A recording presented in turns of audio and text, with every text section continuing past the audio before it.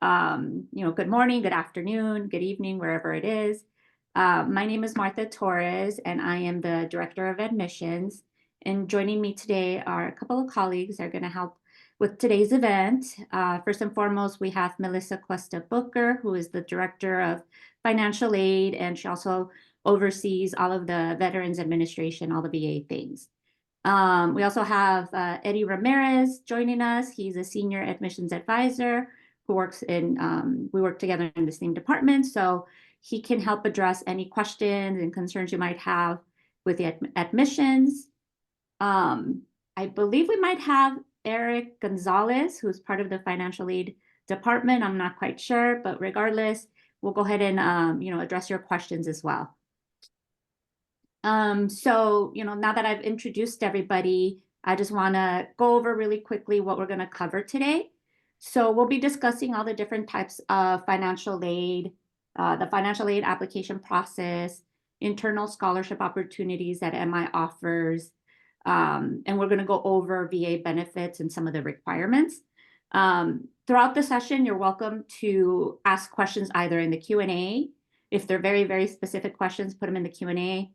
Otherwise, go ahead and put them in the chat, and either one of us, will go ahead and address them. And we'll also make time towards the end of the presentation to address any other questions, or if any questions that you guys asked throughout the info session, if it could be beneficial to everybody else, then we'll go ahead and share those as well. But let's go ahead and jump right into it. Actually, before we jump into it, I just wanted to mention a couple of things. So we have a couple of events coming up for next year. Eddie will put the dates and links, if applicable, in our chat. So our next virtual open house is going to be on Saturday, January 11th at 10 a.m. Pacific Standard Time. It's a really great way to not only meet the rest of our admissions team, the rest of financial aid and all the different departments, but also some of the teachers and instructors and directors of all the specific programs that you all are interested in. They'll go over information about the programs, curriculum, everything. So Eddie will put the information to register. He'll put it in the link.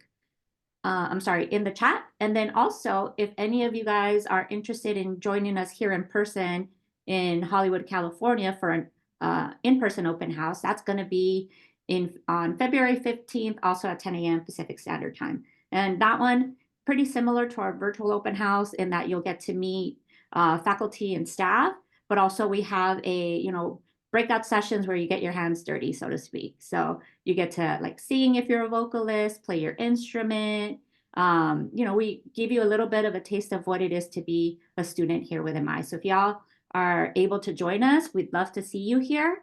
And again, Eddie will put that info in the chat right now, and then also towards the end. All right, Eddie, if you don't mind, go ahead and starting with the presentation, if you're able to. If not, I'll go ahead and do that on my end. You let me know.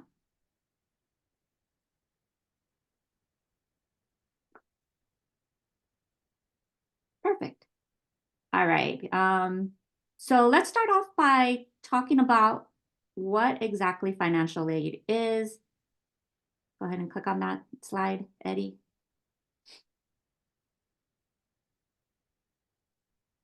Is it not doing it? Perfect. All right. So financial aid is money awarded by the government and schools to help students pay for education expenses. This can include grants. Go ahead and skip to the next one, Eddie.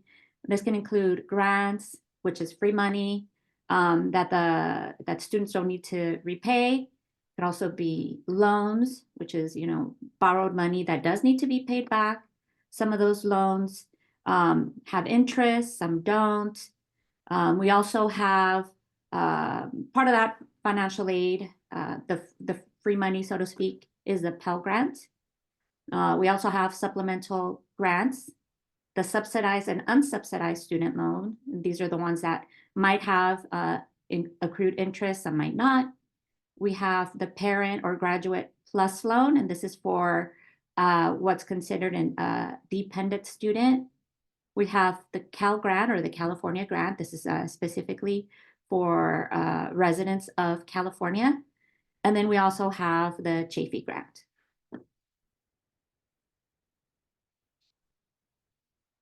Okay, so what are some of the requirements to apply for financial aid or FAFSA? First and foremost, you have to be either a US citizen or a legal resident of the United States. You have to have a valid Social Security number. You have to have a high school diploma or its equivalent, like a GED or a high set. Once you're in school, you have to maintain satisfactory academic progress or SAP. Otherwise, if you don't maintain that satisfactory academic progress, you're in danger of losing your whatever you've qualified for. You've also need to be enrolled in either a full-time program or a part-time program, degree or certificate. So at MI, we offer associate's degrees, bachelor's degrees, master's degrees, and of course, we also have certificate programs. And as I mentioned earlier, for the California grant or the Cal grant, you must be a legal state resident of California in order to be eligible for that one. All right, next one. So how do we apply to financial aid or FAFSA? So first, you have to go onto the FAFSA website. And the website is listed here on our slide, which is the studentaid.gov site. It is a free application for you to submit.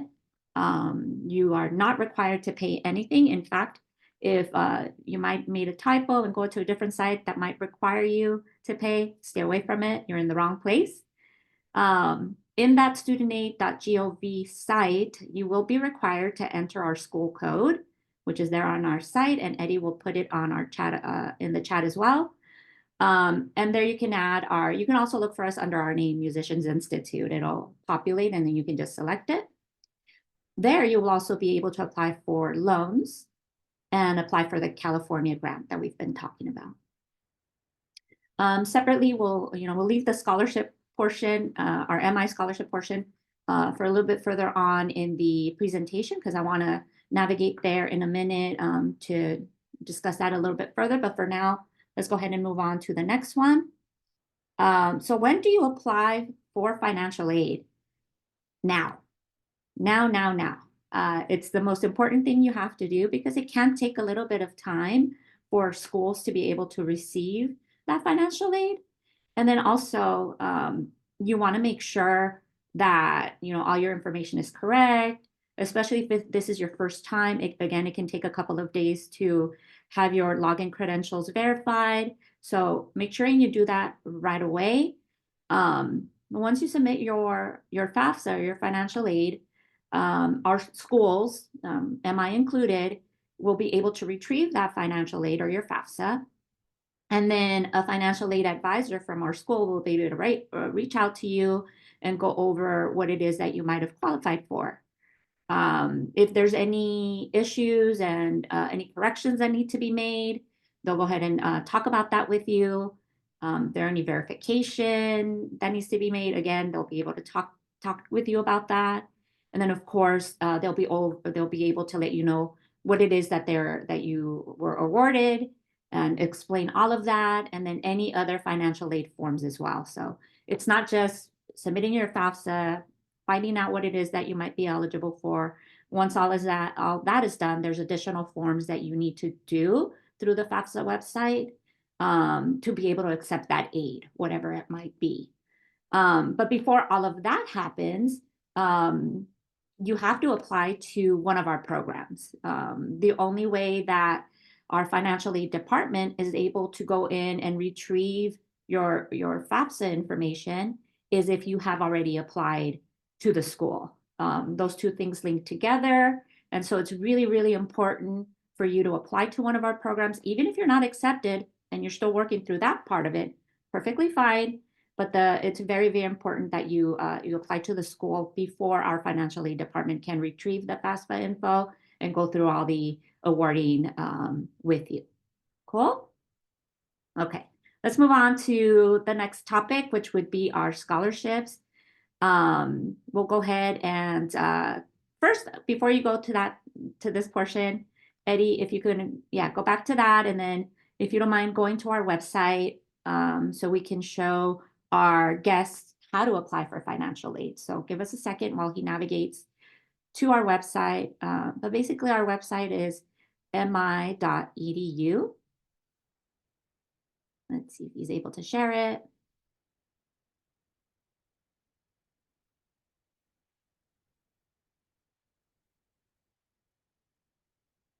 Thank you for your patience while we're checking this out. But I want you guys to know exactly where to go when you're applying for scholarships. So yes, basically you go to mi.edu. You'll see the bar up at the top where it says MI Online, Programs, the red highlighted, that's the admissions. You hover over that, and as you can see, you get a drop down. So you scroll all the way down to where it says scholarships. Go ahead and click on that, and it'll take you exactly to our page. So here you'll be able to find all the scholarships that are available from MI. Right now we are accepting scholarship applications for programs that are going to start winter of 2025, which is January, all the way through fall of 2025. And as you can see there, we offer various types of scholarships. Some are merit-based / talent-based. Some are financial or need-based. So there's different opportunities. What I recommend, because we have so many, and it can be a little daunting or a little overwhelming to figure out which one is applicable to you. First, read through all of them, read the requirements, and you should be able to figure out what's applicable to you. If not, connect with your admissions advisor, and they'll be able to walk you through or make suggestions as to the ones that you can apply. You can apply to as many as you'd like, as many as you think you're eligible for. And we'll review it, and we'll let you know if you've been awarded. If you're not awarded, unfortunately, we don't send out any notifications about that. But regardless, please try because you never know what possibilities might be out there. Aside from the ones that we have, are the ones that Eddie is showing right now. It's called the Musician Foundation Scholarships. The Musician Foundation Scholarships are a nonprofit organization that works with MI, that is MI actually, and we offer additional scholarships. However, these are only applicable for students that are going to be starting in the spring of 2025 and then in the fall of 2025. And the deadline is there. And again, you can just scroll through and see which one you might be eligible for. And then just a caveat on that, these are only for students that are going to be joining us here on campus. But anyway, scroll back up a little bit, Eddie, to where the deadline is. You'll see that the deadline is listed there. I don't think, maybe your cookies are not correct. No, it is correct. Sorry. So yeah, it's for this Sunday, December 15th is the first deadline. But because we're having, and you'll see in a second, we're having a little bit of technical issues with our application site. We're going to add a new date, which is going to be the following Sunday, which I believe it's the 22nd. So of course, if you've already submitted your application for those scholarships now, we're going to start reviewing them next week. But if you haven't applied to the school yet for any programs and you want to apply for these scholarships, you have a little bit of a grace period of an additional week to go ahead and apply for those scholarships.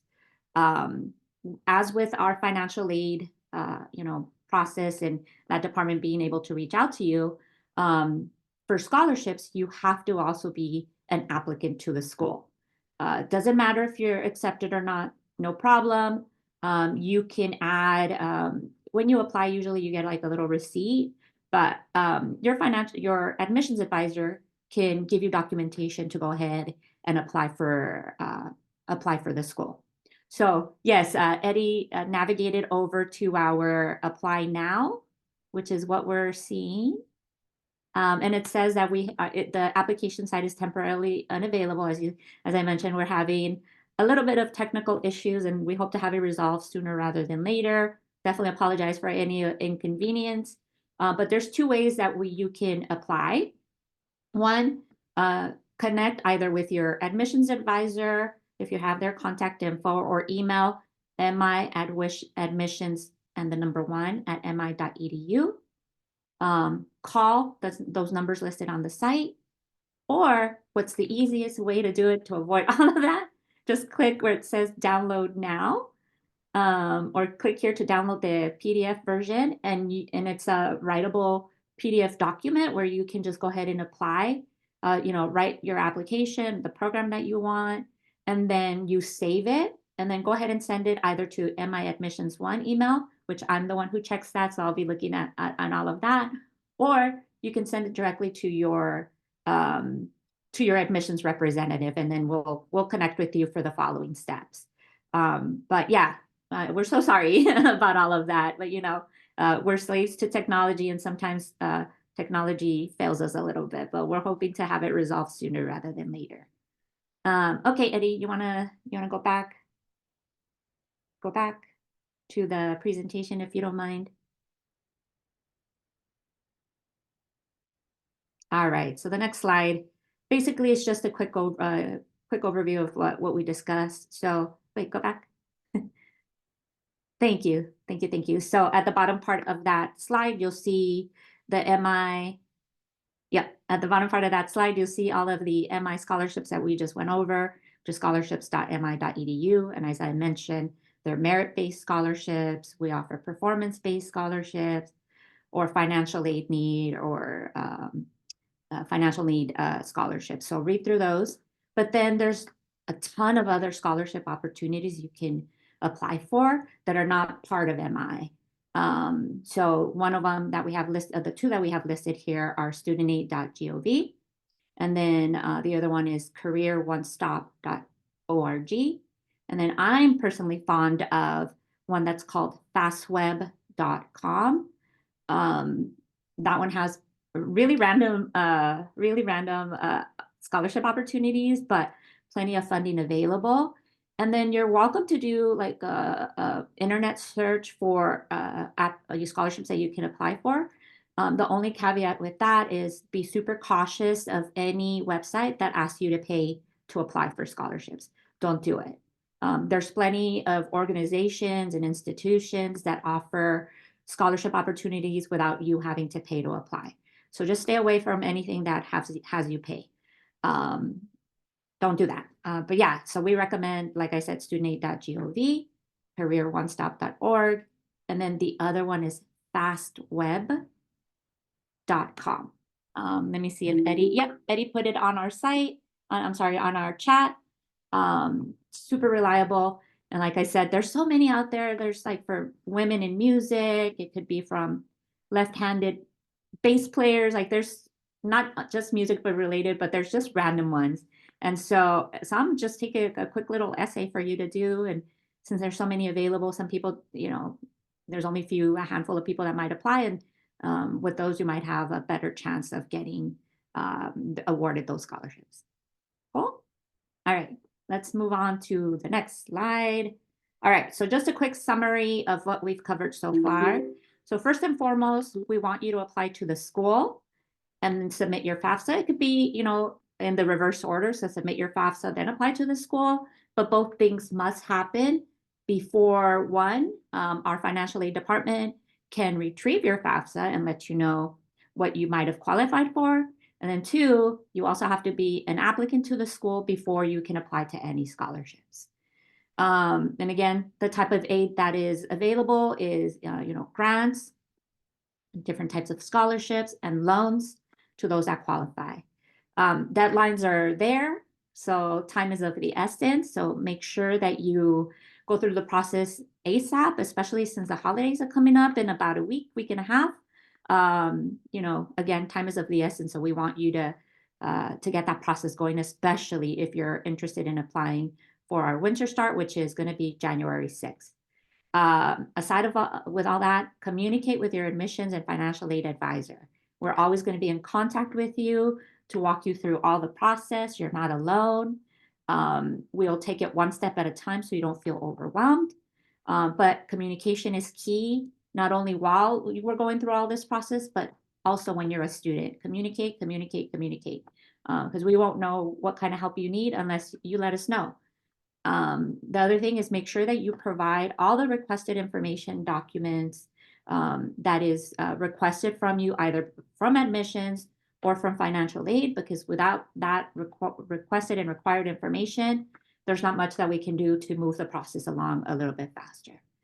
Complete all final application and forms.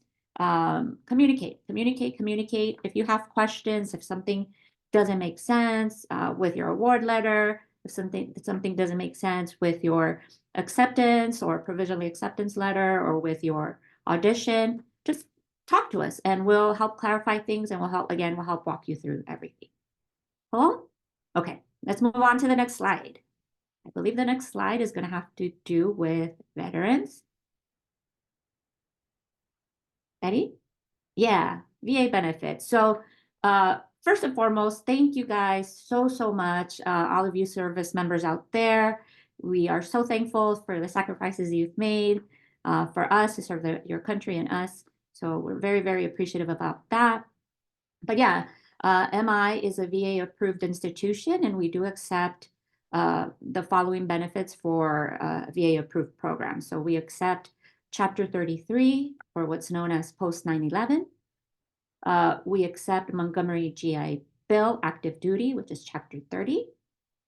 We accept the Montgomery GI Bill selected reserve, the Veteran Readiness and Employment, which is Chapter 31, Survivors and Dependent Education Assistant, DEA program, Chapter 35, it looks like. The Fry Scholarship, which is children and spouses of members who passed away in the line of duty after 9/10/2001. We have Melissa Cuesta Booker here. She, like I mentioned earlier, not only does she oversee our financial aid department, but also she is the one who oversees all of the veterans benefits. So you'll be chatting with her directly. She'll be contacting you for all of the requirements for the VA. But in terms of to get your application started with us with a program, all admissions needs is your DD 214. And with that, we like to help you guys out a little bit. So we waive that application fee when you submit that DD 214 to your admissions advisor.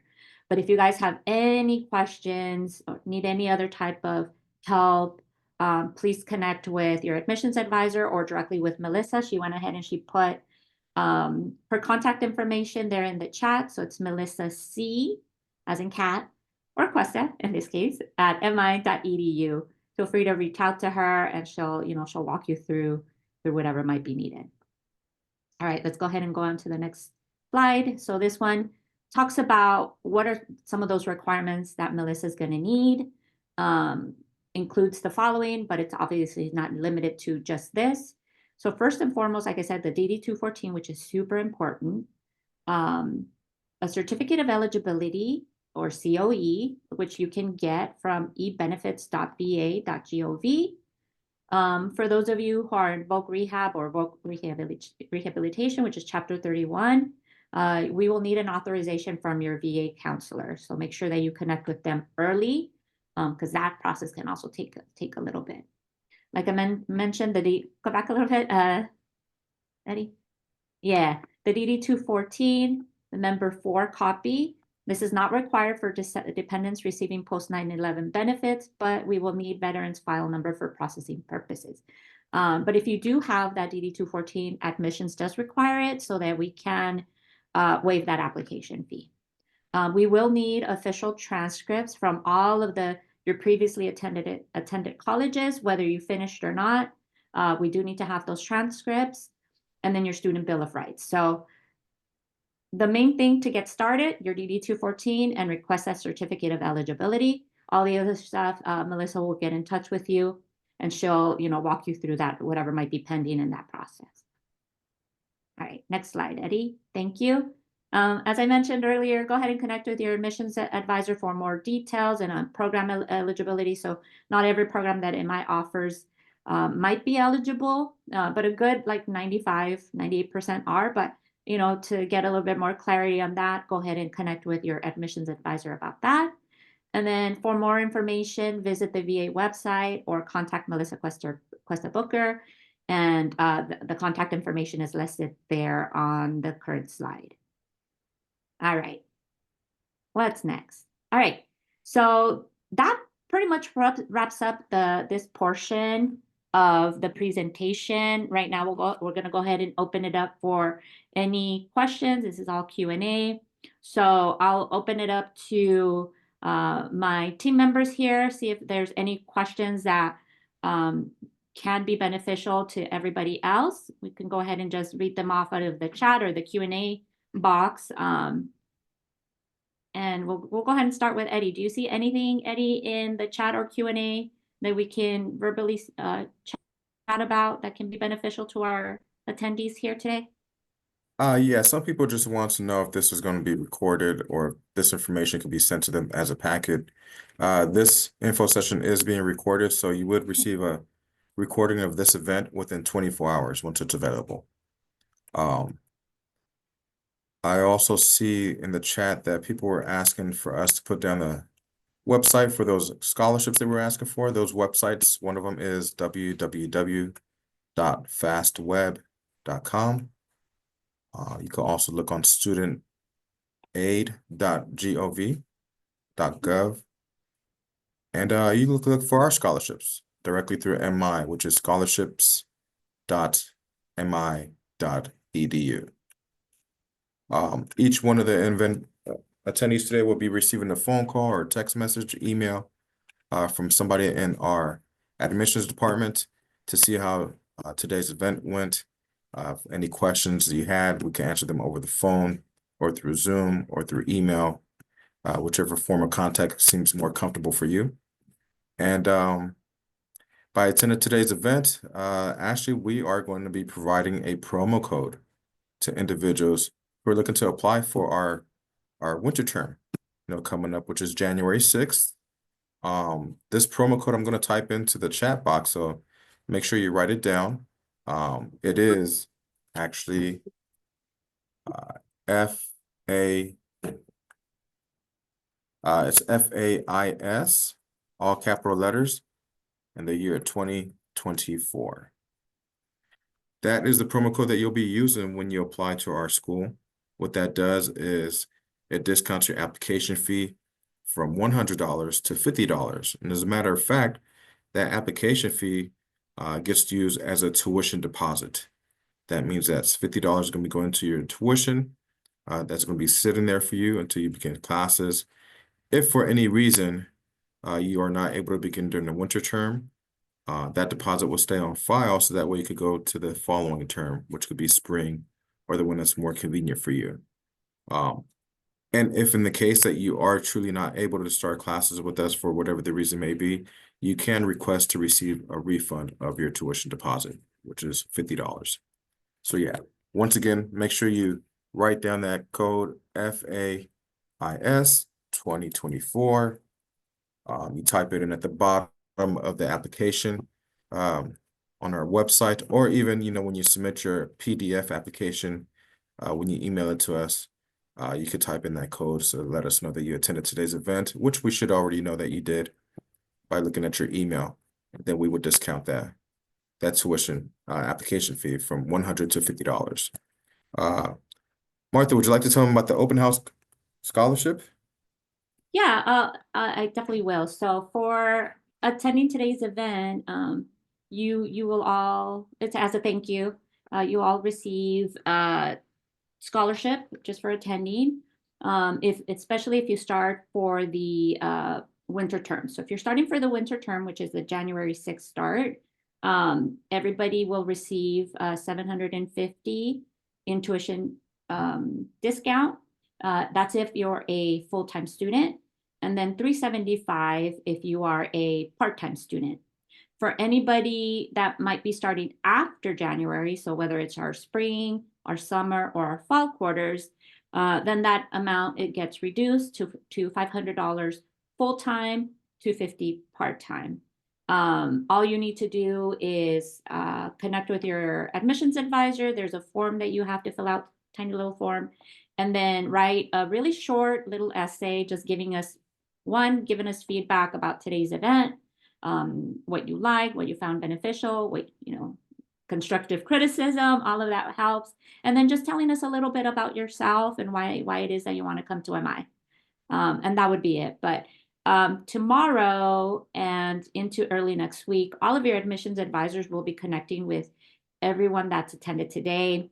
They can help answer whatever pending questions you might have, and they'll definitely mention the scholarship that you all will be awarded by attending today's event. And they can give you promo codes and all of that too if you missed it in the chat.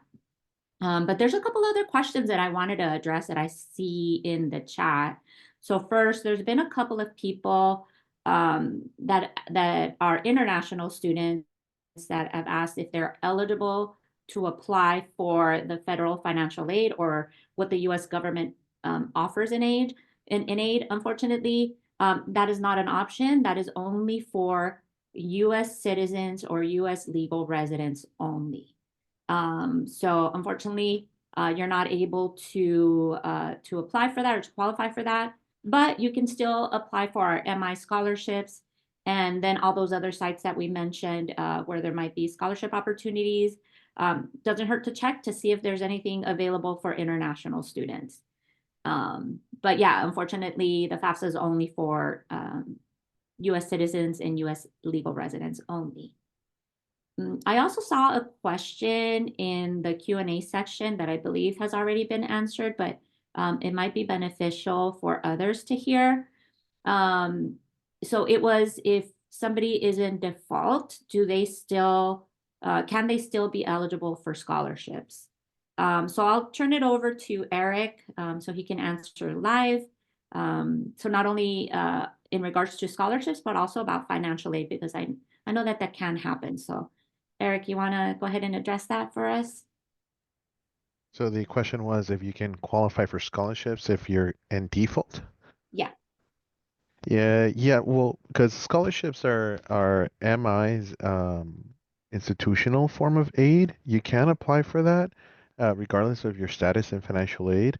Although I would highly encourage you to contact your loan servicer and resolve your issue with the default because it will open more chances or other sources of aid, which will help you afford the program and to other opportunities. So I would still encourage you to do that. But yes, the short answer is you can apply for scholarships. Yeah.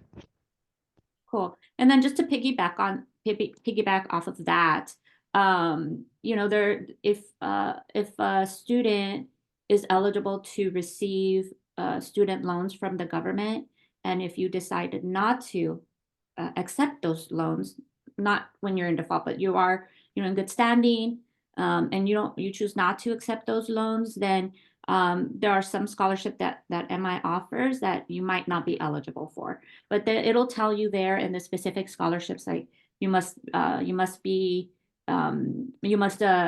accept and receive all aid eligible to you or offered to you. So just keep that in mind as you're looking through it. And then let's see, what else do we have here? Yeah, does the college provide help with housing? So we don't have any student housing per se. We do have a housing department and housing coordinator who can connect with you all to give you apartment listings that are within walking distance or a short, metro stop away from the campus, or connect you with, other students that are looking for roommates. But unfortunately, we don't have anything that, that belongs to MI, any student housing, unfortunately. But if you're interested in that, just connect with our housing department. Their email is housing@mi.edu. And I put it in the chat, and they'll be able to assist you with all of that. Yeah. Let's see. Melissa, Eddie, Eric, do you guys see any other questions that we can address? Yeah, a gentleman was asking if financial aid will help to cover the cost of a laptop. So I'm guessing that, Melissa, you want to take that? I see that Eddie, yeah, said the Parent Plus loan. So if you're a dependent student whose parent chooses to borrow a Plus loan and is approved for the Plus loan, then it can certainly be enough to assist with covering the expense of a laptop, not usually in any other circumstances. That's right. I also see a question in here that says if the student needs to complete their audition before they are able to receive an acceptance letter. Yes, if the program that you are applying to requires an audition or recordings, you definitely need to have that submitted before an acceptance letter is issued to you. Because we, obviously if we don't have those recordings or that audition, and it's a requirement, then we won't be able to just determine if you're a good fit for the program. Now, there are other programs that don't require an audition or recordings. For those, there's like it's called the Scholastic Level Exam or the SLE test. Same thing applies. You need to be able to take that test and pass that test in order to receive an acceptance. The only thing that you don't have to have immediately is like your high school diploma or your transcripts. If you've earned it, but say you've misplaced it, and you're requesting a copy of it either through your school or the Department of Education from your state, or through a site called Parchment, then we can, we don't need to have that right away. We can issue a provisional letter of acceptance, but you cannot start school until all of your financial aid is done and until all of your admissions application is complete. So just keep that in mind. And then same for the only time that you don't need to be fully accepted is if you're applying for our scholarships or for FAFSA, for financial aid. The only thing that's needed in that case is just an application into the system. And then you can continue with applying to scholarships and to the FAFSA. Hope that clarifies. Let's see. Let's see, any other questions? Let's see. All right. So Adam said, what if he owes money to another school? Can he still attend? And again, I'll have to defer to either Melissa or to Eric on this one, and they can shed a little bit more light on it than I could. So I guess we would need a little. Context? Hello? Yeah. Yeah, Can we you can guys hear hear me? you. Okay. Yeah, depends on what it is, but yeah, generally, if you owe, let's say, for example, Pell Grant to another school, you will not be eligible for Pell Grant at a new school. You would have to resolve that with your old school. So yes, again, it's always important to resolve any issues you may currently have in order to avoid any issues with getting financial aid at a new school. Correct. One Same of our Perkins loans, by the way. sorry. Perkins loans as well. Perfect. Okay. One of our international students asked, is there any financial document or requirement that the international student must send to prove their financial situations? Yes, absolutely. So as an international student, if you're looking to come to school here on campus, we need to issue what's called an I-20, so that you can get a student visa at your local consulate or embassy. In order for us, the school, to issue that I-20 form, there's a series of things that you need to provide. One of them is like bank statements, a valid passport, and then an advance payment. Your admissions advisor can walk you through all of that because, again, it can be a little much to go over right now at this info session, but your admissions advisor can help you with all of that. But in short, yes, absolutely, we do need to have financial documentation directly from your bank, with a certain amount required depending on what program it is that you're going to pursue with us. There's an amount that's required. So connect with your admissions advisor and they'll let you know what's needed and required. Okay. Let's see. We have about 15-ish minutes to go. Richard, I know that you have your hand up, but if you don't mind putting your question in either in the Q&A or in the chat so that we can address it that way, I would really, really appreciate it. And if we haven't answered your question as of yet, go ahead and put it into the Q&A. It's easier for me to take a look at right now and answer it without having to scroll to the top of the chat. So feel free to put it in there. While we wait, I did want to advise students if you're planning to start school anytime between January and June or July, should say, of next year, it's important that you start by completing the 2024-2025 FAFSA. That FAFSA is going to cover you for that first half of the 2025 year. You might also need the 2025-2026 FAFSA for July of 2025 to December 2025, but you will need to start with the previous year FAFSA. The reason I say this is because when you visit the website, it tends to always lead you to the always to the most recent FAFSA.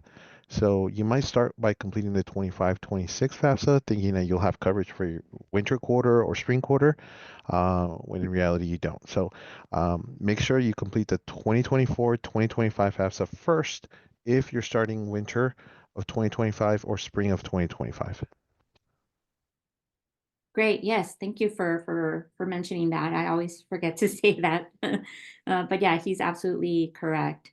And, you know, if you can't get it straight, again, your admissions advisor, your financial aid advisor can remind you of all of that. It was accidental. Okay, Richard, no worries.